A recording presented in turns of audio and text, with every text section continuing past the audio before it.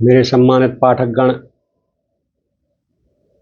मेरे श्रोतागण, मैं एडवोकेट के.वी. सिंह आपका स्वागत करता है। मैं आज आपको भारतीय न्याय संहिता BNS 2023 की धारा 200 का वर्णन करूंगा। आप लोग ध्यानपूर्वक सुने और इससे लाभ उठाएं।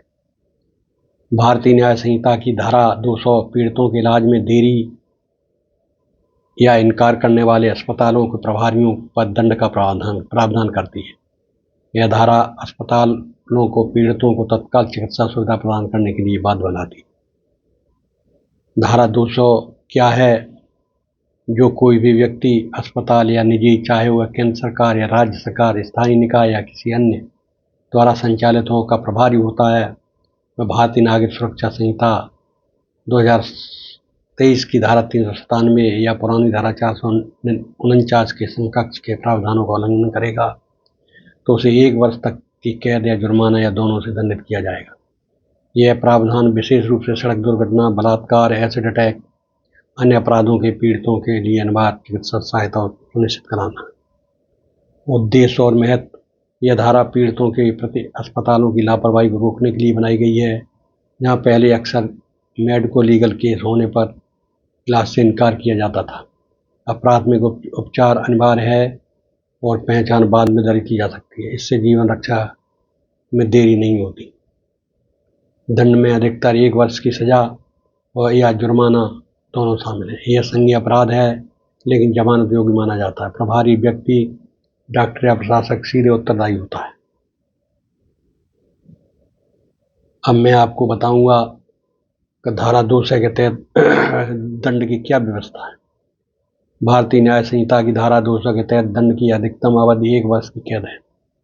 यह धारा अस्पताल प्रभारियों को बलात्कार, एसिड अटैक या सड़क दुर्घटना पीड़ितों को प्राथमिक चिकित्सा न देने पर दंडित करती है।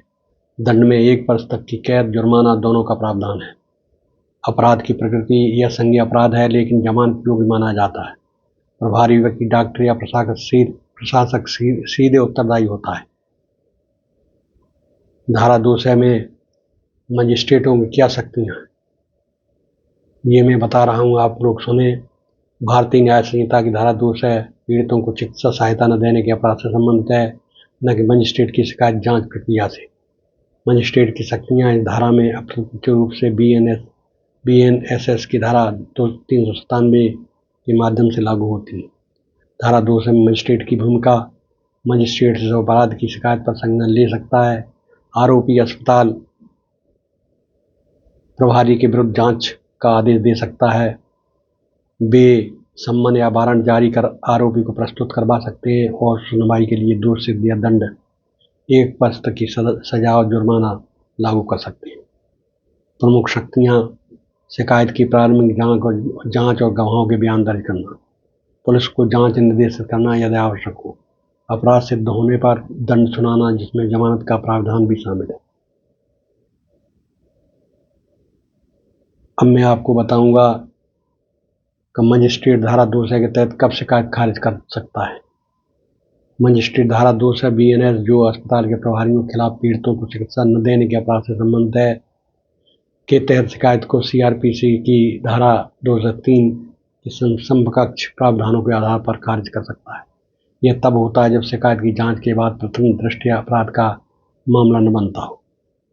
खारिज करने के आधार क्या क्या होते हैं?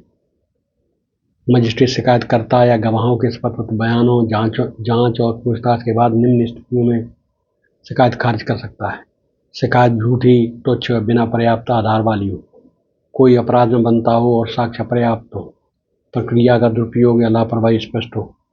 प्रक्रिया: शिकायत दर्ज करने पर मजिस्ट्रेट धारा 200 के तहत बयान लेता है।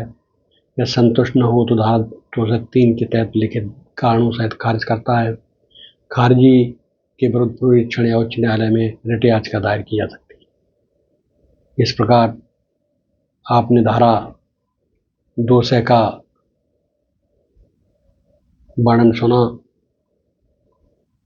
अब मैं अगले वीडियो में आपके समक्ष उपस्थित होऊंगा। तब तक मैं आपसे विदा लेता हूँ। धन्यवाद।